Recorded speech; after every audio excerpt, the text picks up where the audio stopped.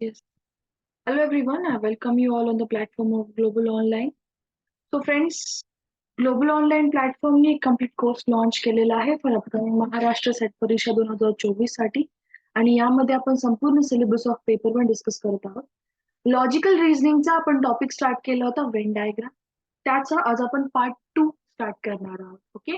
So without any further due लेक्चरला start करण्यापूर्वी Maharashtra set examination 2024 साठी जो कम्प्लीट कोर्स लॉन्च करण्यात आलेला आहे ग्लोबल ऑनलाईन ऍप्लिकेशनच्या द्वारे फॉर द पेपर वन, यामध्ये फॉलोइंग फीचर्स तुम्हाला प्रोव्हाइड करण्यात येणार आहेत. फुल सिलेबस, लाईव्ह थिअरी लेक्चर्स असतील, व्हिडिओ लेक्चर्स रेकॉर्डेड फॉर्म मध्ये तुम्हाला सर्व युनिट्स मध्ये प्रोव्हाइड करण्यात येईल.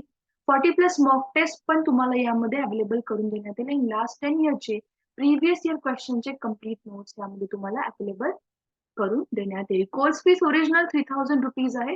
सध्याला यावरती करंटली ऑफर चालू आहे. ऍक्सेस करू शकता हा complete course in the course fees of 2400 rupees only. दिलेल्या व्हॉट्सअप नंबरच्या द्वारे तुम्ही जे आहे कोर्सला एनरोलमेंट करू शकता. ठीक आहे. हा आहे तो नंबर आपला 9766066858. या नंबरवरती तुम्ही कॉन्टॅक्ट करून कोर्सला एनरोलमेंट करू शकता. यासोबतच ऍप्लिकेशन प्ले स्टोर वरती अवेलेबल आहे ग्लोबल ऑनलाईन नावाने, अशा टाईपचा लोगो आहे त्याचा. तर या लोगो ऍप्लिकेशन तुम्हाला इन्स्टॉल करायचं. इन्स्टॉल केल्यावरती ऍप्लिकेशन ओपन करा. स्टोर नावाच्या आयकन वरती क्लिक करून तुम्हाला माय कोर्सेस पेज मधून तुम्ही जे आहे डिफरंट कोर्सेस ऍक्सेस करू शकता. ओके. सो ऑलरेडी मी एक रेकॉर्डेड सेशन टाकलेला आहे ग्रुपवरती कालचा. ठीक आहे. सो किती स्टुडंट्सनी ते पाहिला? If you have any kind of doubt then तुम्ही मला विचारू शकता. व्हॉइस ब्रेक होत आहे.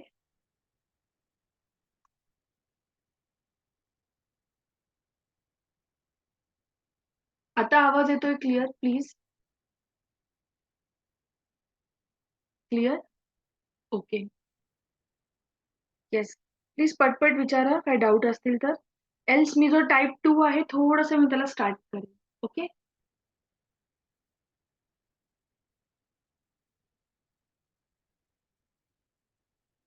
So okay. होमवर्क मी घेईल, शेवटी घेईल होमवर्कचे जे क्वेश्चन्स आहेत. त्यापूर्वी ऍक्च्युली मला टाइप 2 थोडासा स्टार्ट करायचा आहे. मग मी तुम्हाला एक्झॅक्टली क्वेश्चनचे आन्सर्स अँड होमवर्क एक्सप्लेन करून टाकेल. अदर दॅट डाऊट असेल कुठल्या पर्टिक्युलर प्रश्न मध्ये, तर तुम्ही मला तो पर्टिक्युलर प्रश्न जो आहे कॉमेंट मध्ये टाकून विचारू शकता. स्क्रीन ब्लँक आहे कारण स्क्रीन ब्लँकच आहे. ठीक आहे. आता कोणीही प्लीज प्रॉपर विजिबल नव्हते.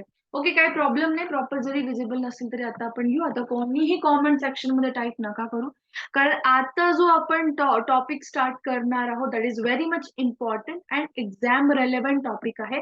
So no one is going to comment in the comment section other than माझा व्हॉइस ब्रेक होत आहे किंवा दुसऱ्या काही टेक्निकल इश्यूज असतील तोपर्यंत कोणीही कॉमेंट मध्ये काहीही टाईप करणार नाही. आणि एक दोन स्टुडंट्सचा ज्यांना आवाज येत नसेल, ओके, कारण सगळे फ्लडेड मेसेजेस येतात, माझा जर आवाज येत नसेल तर खूप सारे स्टुडंट्स एकदाच टाईप करतात. एक दोन स्टुडंटचा तो स्पेसिफिक प्रॉब्लेम असेल तर प्लीज थोडंसं रिफ्रेश करा, रिकनेक्ट करा लिंकला, मग तुमचं पण प्रॉपर होऊन जाईल. ठीक आहे. So now the type 2 of the Venn diagram. आता हे वेन डायग्रामचा टाईप 2 एवढा का इम्पॉर्टंट आहे? हाईप आहे असं समजा, कारण इम्पॉर्टंट आहेच. एक्झाम मध्ये यावरती कंपल्सरीली प्रश्न येतो. ठीक आहे.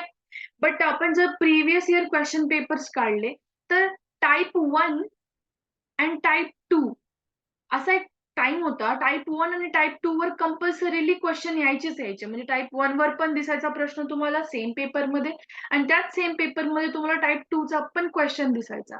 But now the time has change. यामध्ये तुम्हाला टाईप 1 चे पण क्वेश्चन्स थोडेसे जास्त दिसतात असं समजा. मागच्या 2-3 वर्षाला जर तुम्ही कंपेअर केलात तर टाईप 1 चे जे म्हणजे आतापर्यंत आपण सॉल्व्ह केलेले क्वेश्चन्स आहेत ते थोडेसे जास्त विचारले जातात compared to that of type 2. But type 2 is very much important, कारण हा टाईपचा question even if you are preparing for the UGC NET examination किंवा CSIR नेट, त्यामध्ये पेपर 1 साठी हा टॉपिक इम्पॉर्टंट आहे. किंवा कुठल्याही एंट्रन्स एक्झामिनेशन साठी तुम्ही कॉम्पिटेटिव्ह एक्झाम साठी प्रिपेअर करत असाल, लाईक MPSC UPSC कुठलीही एक्झाम असेल, ठीक आहे, त्या पेपर 1 मध्ये सुद्धा वेन डायग्राम, केसलेट्स ज्याला आपण बोलतो सेट, त्याच्यावरती पण क्वेश्चन्स येतात. बट ते इम्पॉर्टंट नाहीये. इम्पॉर्टंट आहे की आपल्याला सेट ओरिएंटेड प्रिपेअर करायचं, तर थोडेसे बेसिक लेवलचे क्वेश्चन्स यामध्ये आपण व्हेन डायग्रामचे सॉल्व्ह करून घेणार. ओके, सो टाईप 2 अंडरस्टँड करण्यासाठी आज थोडीशी आपण टाईप 2 ची ना फिगर अंडरस्टँड करून घेऊयात. फिगर म्हणजे काय, की समजा प्रश्न कशा टाईपचे येतात. ओके, समजा एक तुम्हाला डेटा दिलेला असतो, एक डेटा दिलेला असतो, ठीक आहे. फॉर एक्झाम्पल एक मी तुमच्या समोर एक डेटा रिप्रेझेंट करते. समजा एका क्लासरूम मध्ये 30% विद्यार्थी असे आहेत जे मॅथ्स मध्ये फेल झाले. मी असाच एक डेटा देते तुम्हाला, ठीक आहे. 20% विद्यार्थी असे आहेत समजा.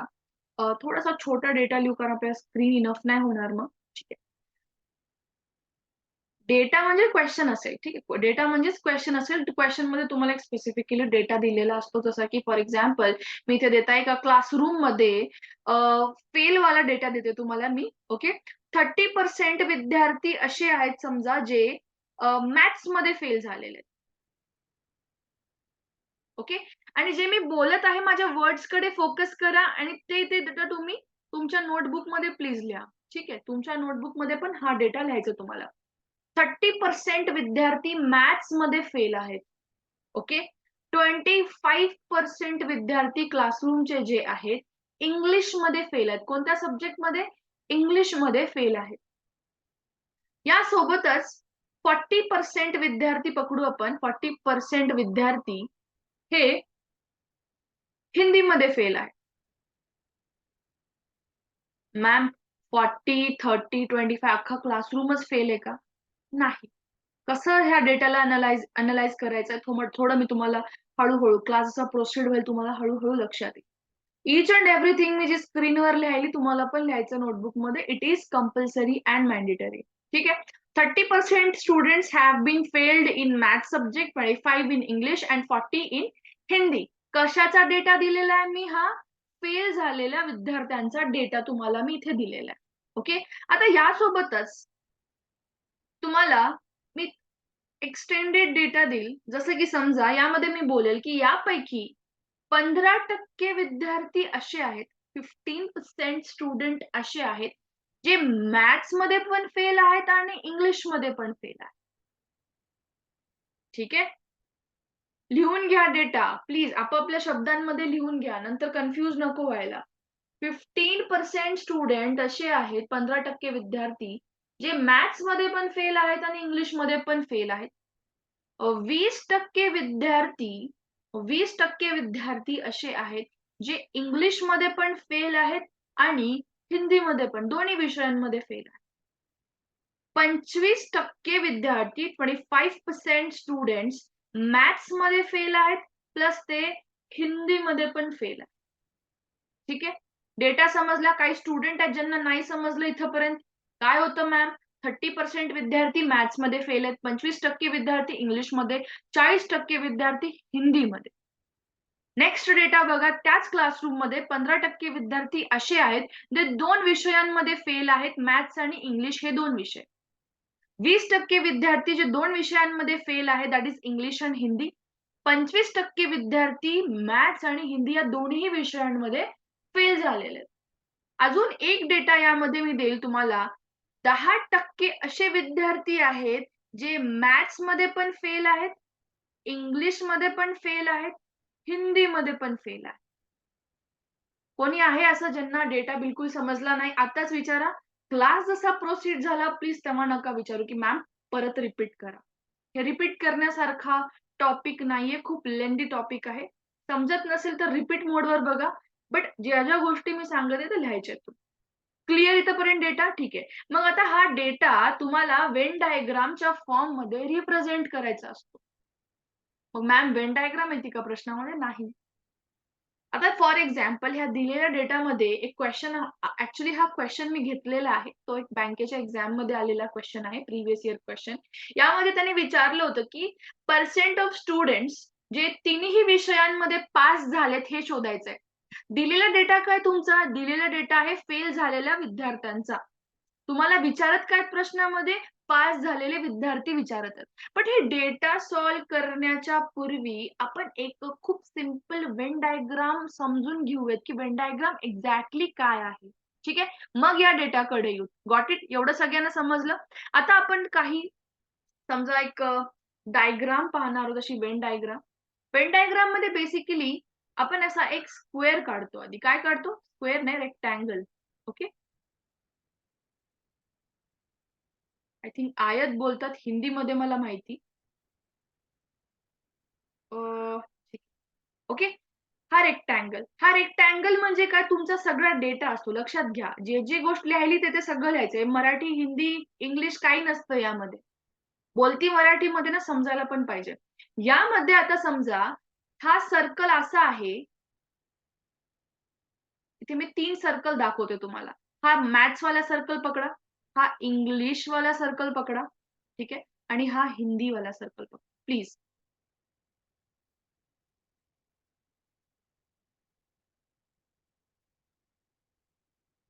प्लीज सगळ्यांचं फोकस असू द्या इथे. खूप जास्त इम्पॉर्टंट आहे हे. ठीक आहे?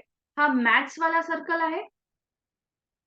हा इंग्लिश वाला सर्कल आहे. आणि हा खालचा हिंदी वाला सर्कल. आपण येऊ त्याच्यावरती. आपण त्या प्रश्नावरती, मागच्या लिहिलेल्या डेटावरती येऊ. आधी हे समजून घ्या. जेव्हा तुम्हाला ओन्ली मॅथ्स बोललेलं असतं, समजा 30% विद्यार्थी ओन्ली मॅथ्स मध्ये पास आहेत किंवा फेल आहेत. माझे शब्द काय आहेत? Only maths. Marathi medium students तुम्हाला काय येईल? तुमचा कीवर्ड काय असेल? फक्त गणितात पास असलेले विद्यार्थी. फक्त खूप जास्त इम्पॉर्टंट आहे. फक्त गणितात पास असेल किंवा फक्त गणितात फेल असेल, जो काही डेटा दिलेला आहे, तो म्हणजे तुमचा हा मधला सर्कल असतो. प्लीज लक्षात घ्या, मी जेवढा शेड करते, तुम्ही पण तेवढाच पोर्शन शेड करा. केवढा शेअर केला मी? प्लीज प्लीज स्क्रीन वरती नका लिहू. Yes, it is very disturbing. It is very disturbing. No, again no. Please no. तुम्ही स्क्रीनला झूम इन झूम आउट काहीही नका करू. फक्त लक्ष द्या इकडे स्क्रीनवर. ठीक आहे. यामध्ये मी तुम्हाला काय म्हणते, ओन्ली मॅथ्स, फक्त मॅथ्स मध्ये पास होणारे किंवा फेल होणारे जे काही. जेव्हा केव्हा तुम्हाला प्रश्नामध्ये असं दिलेलं असेल, फक्त मॅथ्स, फक्त गणित, ओन्ली मॅथ्स, ओन्ली गणित, तेव्हा तुम्ही एवढा पोर्शन पकडायचा. ठीक आहे? Okay, got it? Next. Similarly only English म्हटलं तर तुम्ही कोणता भाग घेणार? हा वाला, एवढा.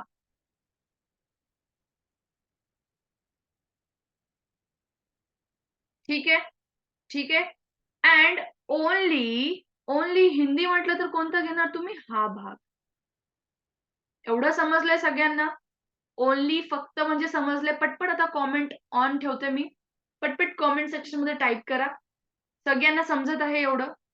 की दिलेल्या डेटामध्ये जर फक्त मॅथ्स मध्ये फेल झालेले विद्यार्थी, फक्त इंग्लिश मध्ये फेल झालेले विद्यार्थी, फक्त हिंदी बोललं तर एवढं सगळ्यांना समजायला पाहिजे.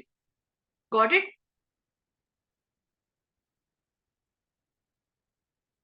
ओके.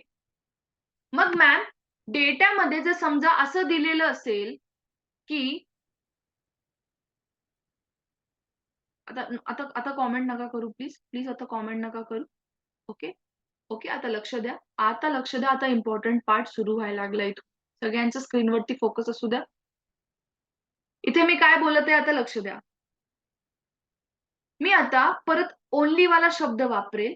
ओन्ली, परत फक्त वाला शब्द वापरेल. बट यावेळेस जे विद्यार्थी पास झालेत किंवा फेल झालेत ते ओन्ली मॅथ्स अँड इंग्लिश म्हटलं मी.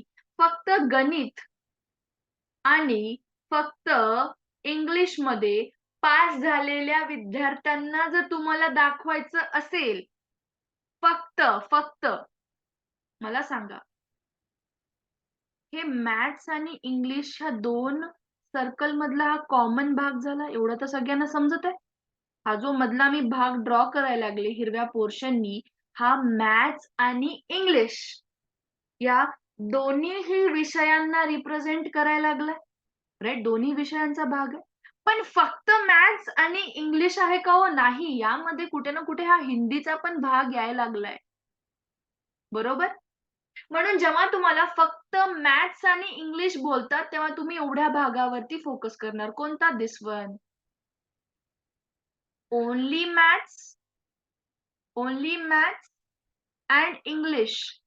English sorry Marathi medium students फक्त मॅथ्स आणि इंग्लिश साठी तुम्ही हा भाग वापरणार आहात. एवढं सगळ्यांना समजलंय फक्त मॅथ्स आणि इंग्लिश? एवढं समजलंय? क्लिअरली सांगा, कॉमेंटमध्ये सांगा पटपट. कॉमेंटमध्ये सांगा. हे समजणं गरजेचं आहे. तुम्हाला वाटत असेल, मॅम हे काय करतायत? अहो, मी एक लेक्चर कंप्लीट डेडिकेट करणार आहे ह्या एका फिगरवर. का? कारण या फिगर्स इतक्या कन्फ्युजिंग वाटतात तुम्हाला पुढे. आता समजणं खूप गरजेचं आहे. It is necessary. Okay. So now look here. आपल्याला नेक्स्ट काय समजायचंय? आता फक्त मॅथ्स आणि इंग्लिश आहे, तर मला सांगा, मी इथं थोडासा हा पोर्शन शेडेड करते, हा वाला. मला सांगा, हा कोणता भाग आहे? हा कोणता भाग आहे? कोणत्या विषयांसाठी आहे हा वाला? सांगा पटपट. कॉमेंटमध्ये सांगा चला पटपट. जसं हा भाग फक्त मॅथ्स आणि इंग्लिशसाठी होता, हा कोणासाठी असणार आहे?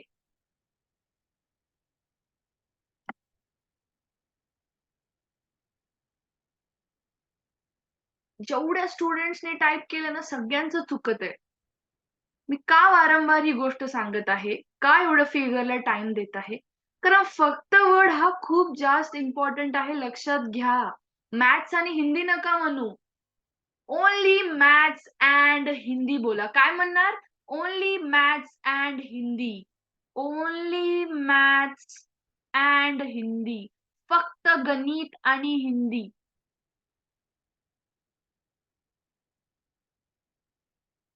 हे का बोलत आहे? कारण हे नेसेसरी आहे. प्लीज लक्षात घ्या. तुम्ही जे बोलते ना मॅथ्स आणि हिंदी म्हणजे एवढा भाग आला असता. कोणता? हा वाला.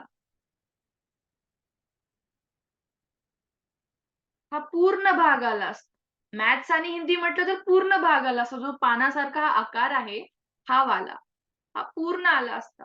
बट यामध्ये फक्त मॅथ्स आणि हिंदी फक्त हा वर्ड ऍड केल्यामुळे हा एवढा भाग यामध्ये येणार आहे. समजत आहे काय चुकलं तुमचं? Yes?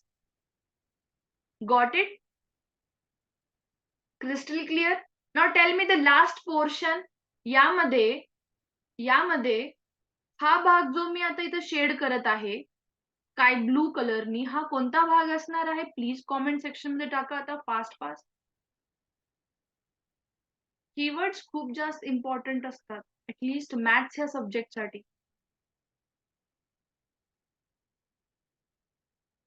Maths, logical reasoning. Okay. मी का ह्या बोलत आहे? लिहिणं यामागे हे मोठं रिझन आहे. Please understand it. Only English and Hindi. Got it? Got it? Only हा शब्द समजला सगळ्यांना का नेसेसरी आहे? कारण जर आपण इंग्लिश आणि हिंदी म्हटलं असतं तर हा पण भाग आला असता त्यामध्ये, जे मी आता इथे रिप्रेझेंट नाही करता येत. ठीक आहे. हा वाला. हा पूर्ण पान. बट हा फक्त हिंदी आणि इंग्लिश म्हणणं बोलल्यामुळे हा एवढा खालचाच पोर्शन आपण शेड केलेला आहे. Got it? आता मला एक लास्ट सांगा, मी तुम्हाला अजून एक क्वेश्चन यामध्ये विचारते.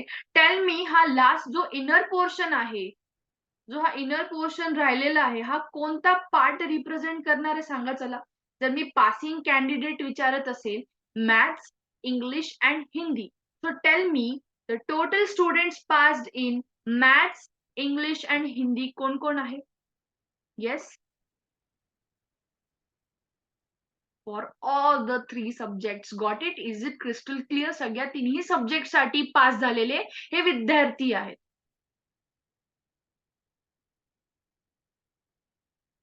Got it? गॉट इट ना? समजून घ्या. परत एकदा मी सांगते, आता कोणीही कॉमेंट नाही करणार. आपण शिकलो फक्त मॅथ्स, फक्त इंग्लिश. पण मॅथ्स आणि इंग्लिश बोललं असतं. प्लीज माझ्या वर्ड्सकडे फोकस करा. आपण काय शिकलो? फक्त मॅथ्स अँड इंग्लिश. पण मॅथ्स आणि इंग्लिश बोललं असतं तर हा पूर्ण पान आला असता यामध्ये. माझे वर्ड्स थोडेसे प्रॉपर नाही जात आहेत. पान म्हणणं इज नॉट स्पेसिफिक, बट हे इथे समजण्यासाठी मी तुम्हाला एक्सप्लेन करत आहे.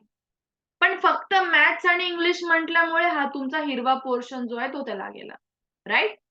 तुम्हाला फक्त मॅथ्स आणि हिंदी बोलल्यामुळे हा आपण डार्क ब्लू कलर घेतला इथे, navy blue colour, right? But जर मी तुम्हाला मॅथ्स आणि हिंदी बोललं असतं तर तुम्ही हा पूर्ण पोर्शन घेतला असता एवढा. फक्त इंग्लिश अँड हिंदी हा झाला.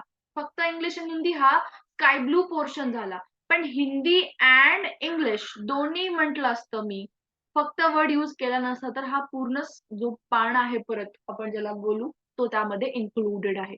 स्टुडंट्सला वेन डायग्राम जी मी आता एक्सप्लेन केली समजली खूप नेसेसरी आहे, खूप नेसेसरी आहे. फक्त इंग्लिश, फक्त मॅथ्स, कारण ह्यामध्ये ना वेन डायग्रामचे क्वेश्चन्स सिंपल येतात बट स्टुडंट कन्फ्युजन क्रिएट करून घेतात.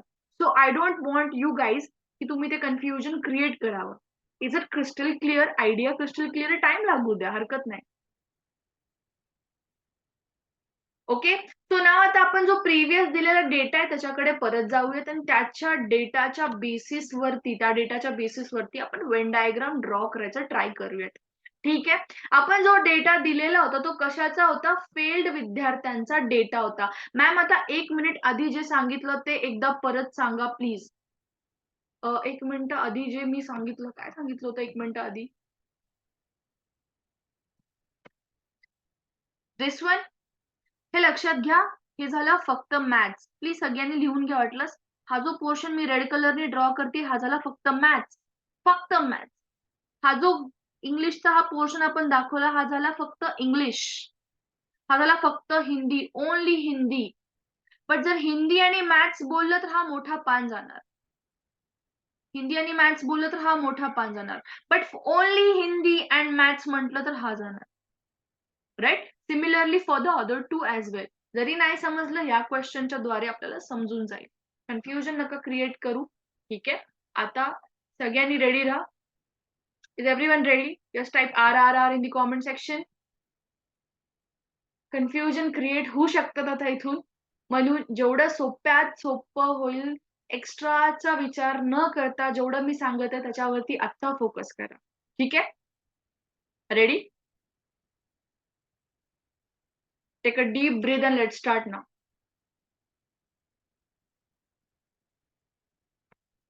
जास्त टेन्शन घेण्यासारखं काहीही नाहीये, पण कन्फ्युजन क्रिएट करतात स्टुडंट्स यामध्ये अँड आय डोंट वॉन्ट की तुम्ही ते कन्फ्युजन घेऊन बसायला हवं. ठीक आहे? आता मी यामध्ये काय करते सेम आपला डब्बा जो बोलू आपण ते बनवते आणि यामध्ये 3 विषयांसाठी 3 सर्कल ड्रॉ करते. हा पहिला विषय मॅथ्स, हा दुसरा विषय that is English,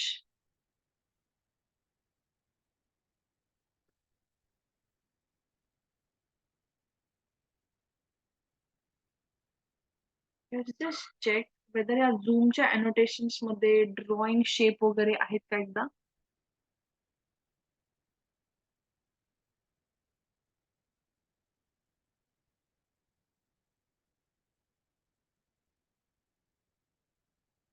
Yes, we got one. This is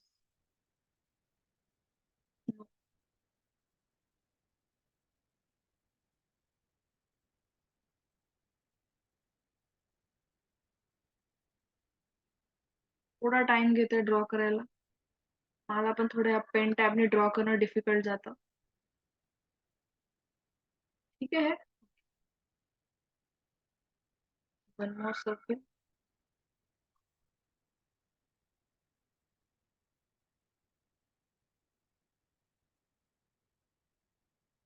ठीक आहे. इज दिस फाईन नाव? ओके.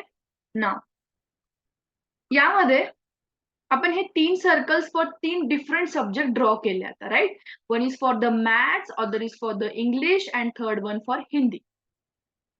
ओके. आता मला सांगा यामध्ये पहिला जो डेटा दिलेला आहे थोडंसं आपण इथे एम फॉर मॅथ्स घेऊ, हा इंग्लिश वाला सर्कल घेऊ आणि हा हिंदी वाला सर्कल, राईट?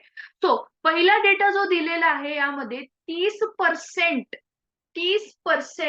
विद्यार्थी जे आहेत मॅथ्स मध्ये पास झालेले आहेत, सॉरी फेल झालेले आहेत. Focus on my words. 30% विद्यार्थी मॅथ्स मध्ये फेल झालेत. तर मी हा 30%चा जो डेटा आहे तो मी बाहेर लिहील, मध्ये लिहील का नाही? का? कोणी उत्तर देऊ शकतं मी का हे 30% जो डेटा आहे मॅथ्सचा, स्पेसिफिकली परत इंग्लिशचा पण 25% विद्यार्थी फेल झालेत, हिंदीचे पण 40% विद्यार्थी फेल झालेत. मी इथे नाही लिहिलं. इथे नाही लिहिलं मध्ये. बाहेर लिहिलं का? कोणी सांगू शकतं? No, no. Only word. I needed that answer. I needed that answer. Only हा शब्द वापरला नव्हता म्हणून सर्कलच्या बाहेर मी लिहिलाय. Got it? Got it? कोणाला डाऊट आहे? प्लीज पटपट विचारा कोणाला डाऊट आहे? यात यात डाऊट आहे कोणाला? एकदम क्रिस्टल क्लिअर जातंय? चला मी कमेंट सेक्शन थोडे ऑन ठेवते आज. नेसेसरी आहे. ओके. सो हे झालं मॅथ्सचा, इंग्लिशचा आणि हिंदीचा. यामध्ये तुम्हाला ओन्ली शब्द कुठेच वापरलेला नाहीये. जर ओन्ली म्हणलं असतं, समजा मी म्हटलं ओन्ली मॅथ्स, तर तुम्ही हा 30% चा डेटा मध्ये लिहिला असता. ओन्ली इंग्लिश म्हटलं असतं तर हा 25% चा डेटा मध्ये लिहिला असता. 40% हिंदी, ओन्ली हिंदी म्हटलं असतं तर मध्ये लिहिलं असतं. बट तुम्हाला ओन्ली म्हटलं का नाही, म्हणून हा आपण बाहेर लिहिलेला आहे. म्हणजे या ओन्ली मध्ये असे पण विद्यार्थी आहेत जे दुसऱ्या विषयांमध्ये पण सॉरी ओन्ली डेटा दिलेला नाहीये म्हणून असे पण या 30%, 25%, 40% मध्ये विद्यार्थी असे जे 1 पेक्षा 2 विषयांमध्ये फेल आहेत. Got it? एवढं क्लिअर आहे सगळ्यांना? आता आपण पुढे जाऊया. ओके. नाऊ जो सेकंड डेटा मी दिलेला आहे 15% ऑफ स्टुडंट मॅथ्स आणि इंग्लिशमध्ये फेल झालेलं आहे. पहिलं तर समजायला आपल्याला काय हवं, की मॅम मॅथ्स आणि इंग्लिश यामध्ये मॅथ्स अँड इंग्लिश यामध्ये जो डेटा आहे, तो कोण रिप्रेझेंट करतोय? मॅथ्स आणि इंग्लिशसाठी हा कंप्लीट रिप्रेझेंट करतोय. हा इथून इथे, हा इथून इथे. यामध्ये मॅथ्स आणि इंग्लिश दोन्ही पण यायला आणि हिंदी पण येते. बट मी हा जो 15% आहे मॅथ्स आणि इंग्लिशमध्ये फेल झालेले विद्यार्थ्यांना मी बाहेर लिहिते. का लिहिते सांगा बरं चला पटपट? 15% विद्यार्थी मॅथ्स आणि इंग्लिशमध्ये फेल झालेत. त्यांना मी बाहेर लिहिलं. पटपट सांगा का बाहेर लिहिलेलं आहे? थोडंसं फास्ट रिप्लाय करा. ओन्ली नाही म्हणून सिम्पली सगळ्यांना समजलंय आता. ओन्ली जर म्हटलं असतं तर मी मध्ये लिहिलं असतं. मध्ये कुठे लिहिलं असतं हो? एवढ्या जागेतच लिहिलं असतं. इथून ते इथपर्यंत. पण लिहिलंय का? दिलंय का? ओन्ली दिलंय का? दिलेलं नाहीये म्हणून मी इथे बाहेर लिहिलं. आता सगळ्यांना क्लिअर होत आहे जे मी तुम्हाला इथे शिकवत आहे. Yes everyone. ओके. चला हे 15% वाला डेटा झाला. परत 20% ओन्ली दिलेला नाहीये, बट इंग्लिश आणि हिंदी दिलेलं आहे. सो मी इथे काय करेल, इंग्लिश आणि हिंदीचा डेटा जो आहे, तो मी इथे लिहील. किती? 20%. अँड मॅथ्स आणि हिंदीमध्ये किती आहेत? 25%. तो मी हा डेटा परत बाहेर लिहिलेला आहे. बट यामध्ये येस, यामध्ये दुसरी इम्पोर्टंट गोष्ट जी तुम्हाला समजायला हवी that is maths, English and Hindi तिन्ही विषयांसाठी फेल झालेले विद्यार्थी किती आहेत? 10%. तर तिन्ही फेल झालेले कॅन्डिडेट्स कोणता भाग दाखवणार आहे? हा सेंटरवाला. हे किती स्टुडंट्सला क्लिअर आहे? पटपट कॉमेंट करा. पटपट सांगा मला चला. थोडं फास्ट सांगा. हे तिन्ही विद्यार्थी असे आहेत जे मॅथ्समध्ये पण फेल आहेत, इंग्लिशमध्ये पण फेल आहेत, हिंदीमध्ये पण फेल आहेत. Yes, got it? थोडं स्टार्टिंगला मे बी कन्फ्युजन क्रिएट होत असेल. आय थिंक म्हणून मी हा 10% चा डेटा डायरेक्टली मध्ये लिहिला. डायरेक्टली हा 10 वाला डेटा मी मध्ये लिहिलाय.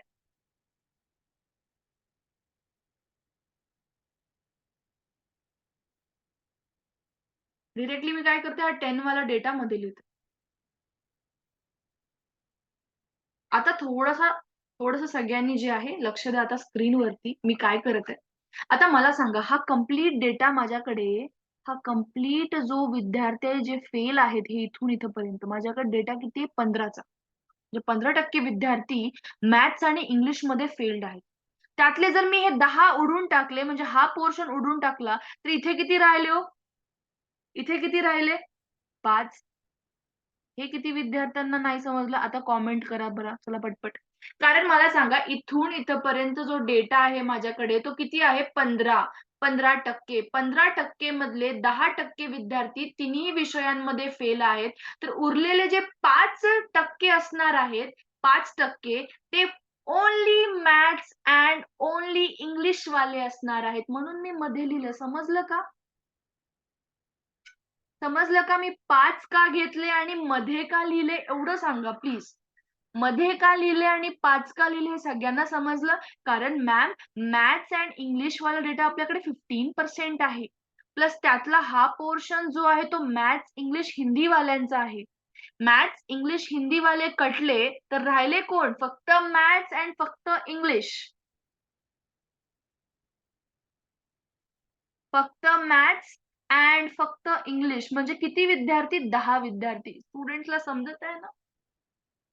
समजत आहे?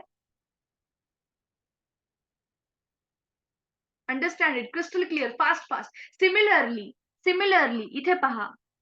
थोडा वेगळा कलर वापरू आता आपण समजण्यासाठी. इथे पहा. आता हे जो आपल्याकडे डेटा आहे हा इथून इथपर्यंत आपल्याकडे किती आहे 25%. 25% मधले हे 10% इथले उडाले. राहिले इथे किती 15%.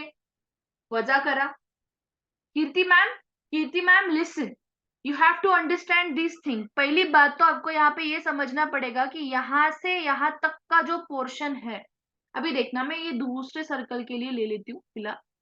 मुझे बताना अभी यहाँ से यहाँ तक का जो डेटा है मेरे पास वो कितना है 20%. 20% में से 10 10 बच्चे चले गए. हां, 5 थोडं थांबा. कॅल्क्युलेशन चुकू शकतात. थोडं थांबा. चुकू शकतात. ओके. इथे पहा. 20 मधले 10 गेले. राहिले किती? 10. Got it Kirti ma'am? आपके पास इतना डेटा था यहाँ से लेके यहाँ तक वाला और अंदर के जो बच्चे हैं जो तीनों भी सब्जेक्ट्स में फेल है वो कितने 10%. तो रह क्या गया आपके पास? ये इंग्लिश और हिंदी वाला डेटा रह गया जो कैसे कैलकुलेट किया हमने 20 माइनस ये अंदर का 10 रह कितने गए 10. 10 10 15. सगळ्यांना समजलं? प्लीज कॉमेंट करा. प्लीज कॉमेंट करा. हे परत उद्या मी एक्सप्लेन करते पण थोडं फास्ट करेल. ठीक आहे ना? स्पीड ठीक आहे. एक कंप्लीट मी लेक्चर दिला तुम्हाला वेन डायग्राम समजून सांगायला. हे समजलं तुम्ही एक पायरी क्रॉस केलात. तुम्हाला थोडंसं जे न्यू स्टुडंट्स आहेत त्यांना पर्सेंटेज मी बोलेल रेशो अँड प्रपोर्शन हे 2 टॉपिक क्लिअर असणं गरजेचं आहे. नसणार क्लिअर म्हणून मी काय करेल हा थोडंसं तुम्हाला वेन डायग्रामचे बेसिक क्वेश्चन्स घेईल आणि आपण जे हाय लेव्हलचे क्वेश्चन्स आहेत ते level 2 after completing percentage and profit loss ratio proportion ते आपण घेऊयात. एक्झाम्पल ह्याच लेव्हलचे असतात का? खरं सांगायला सुजित सर ह्याच लेव्हलचेच एक्झाम्पल्स असतात. तुम्हाला हाय लेव्हलचे एक्झाम्पल्स एक्झाममध्ये येत नाहीत. तुम्हाला यामध्ये विचारलं जाऊ शकतं की टोटल नंबर ऑफ स्टुडंट्स किती पास झालेले आहेत. ते आपण पाहू नंतर.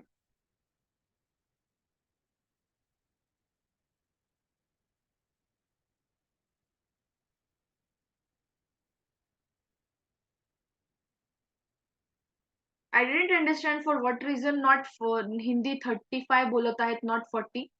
मला ते नाही समजलं का. ठीक आहे.